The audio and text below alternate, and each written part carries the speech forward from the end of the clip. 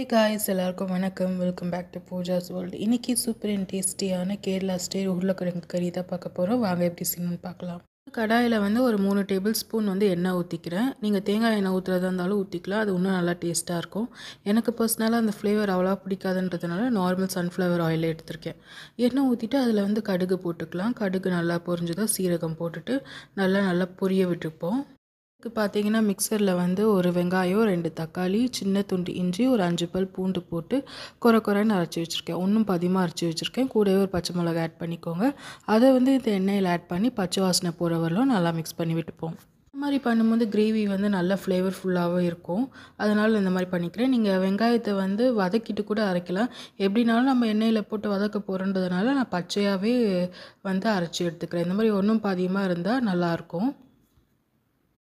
Oil பார்த்திங்கன்னா நான் ஒரு கப் மூக்கடலை ஒரு 6 மணி நேரம் ஊற வச்சு நல்லா வேக வச்சு வச்சுருக்கேன். அதிலே பார்த்திங்கன்னா ஒரு 4 உருளைக்கிழங்கு வேக வச்சு தனியாக எடுத்து வச்சுக்கிறேன். நீங்கள் அந்த மூக்கடலை வேணும்னா போட்டுக்கலாம், இல்லைன்னா அவாய்ட் பண்ணிக்கலாம். அது போட்டால் கொஞ்சம் நல்லா டேஸ்டியாக இருக்குன்றதுக்காக நான் அதில் போட்டிருக்கேன். நீங்கள் வேணான்னா கூட அவாய்ட் பண்ணிக்கலாம். எல்லாம் பார்த்திங்கன்னா நல்லா கலர் மாறி அந்த வெங்காயத்தில் இருக்க தண்ணியெல்லாம் போயிடுச்சு, நல்லா வதங்கிடுச்சு, பச்சை வாசனையும் போயிடுச்சு. நான் ஒரு 5 நிமிஷம் போல் நல்லா வதக்கியிருப்பேன். இந்த டைமில் நம்ம மசாலாஸ் சேர்த்துக்கலாம். நீங்கள் மசாலா இந்த மாதிரி சேர்க்கும்போது அடுப்பை சிம்மில் வச்சுக்கோங்க. நான் குழம்பு மிளகாத்தூள் 1 டேபிள் ஸ்பூன் இதில் ஆட் பண்ணிக்கிறேன். நீங்கள் வேறு எந்த எக்ஸ்ட்ரா மசாலா போடணுன்னுமே அவசியம் கிடையாது. இதில் பார்த்திங்கன்னா குழம்பு மிளகாத்தூள் அரைக்கும் போதே அதில் தனியா, சீரகம் எல்லாமே கரெக்டான ரேஷியோவில் சேர்ப்பாங்க. இந்த மிளகாத்தூள் யூஸ் பண்ணாலே நம்ம எல்லா சமையலுக்குமே டேஸ்ட் கொண்டு வந்துடலாம்.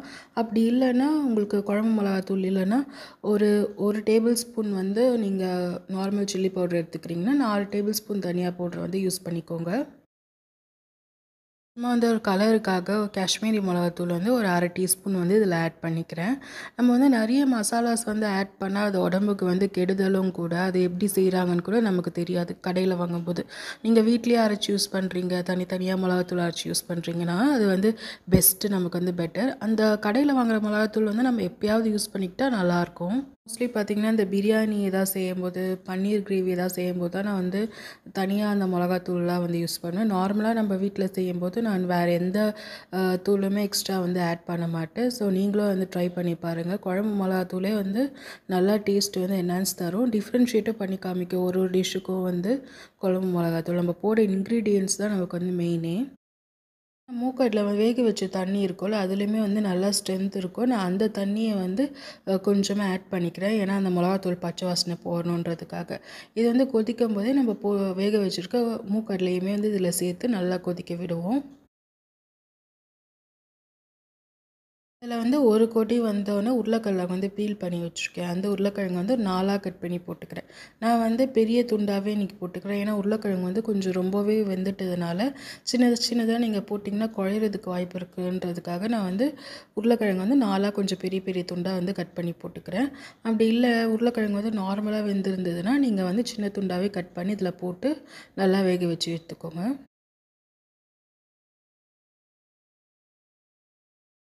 இந்த டைமில் பார்த்திங்கன்னா நான் லெமன் சைஸ் புளி ஆல்ரெடி கரைச்சி வச்சுருக்கேன். அதை இது கூட ஆட் பண்ணி நல்லா பச்சை வாசனை போகிற வரலும் கொதிக்க விட்டுடலாம். பச்சை வாசனைலாம் போய் நல்லா திக்காயிடுச்சு. இந்த டைமில் நான் ஆல்ரெடி தேங்காய் ஒரு அரை மூடி தேங்காவை நல்லா பேஸ்ட் மாதிரி அரைச்சி வச்சுருக்கேன். இந்த டைமில் நம்ம அந்த தேங்காய் பேஸ்ட்டை ஆட் பண்ணிக்கலாம்.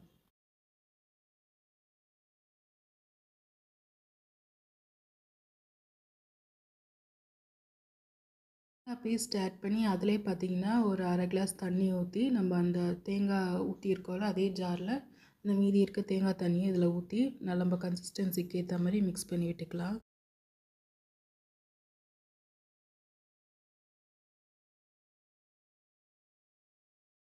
மிக்ஸ் பண்ணி விட்டுட்டு ஒரு 5 நிமிஷம் போல் நம்ம கொதிக்க விடுவோம். டைமில் நம்ம உப்பு அட்ஜஸ்ட் பண்ணிவிட்டு ஃபைனலாக கருவேப்பிலை கொத்தமல்லி தூவி இறக்கிட்டிங்கன்னா சூப்பரான கேரளா ஸ்டைல் உருளைக்கிழங்கு கறி ரெடி ஆகிடும். இந்த டிஷ் எல்லாருக்கும் பிடிச்சிருக்குன்னு நினைக்கிறேன்.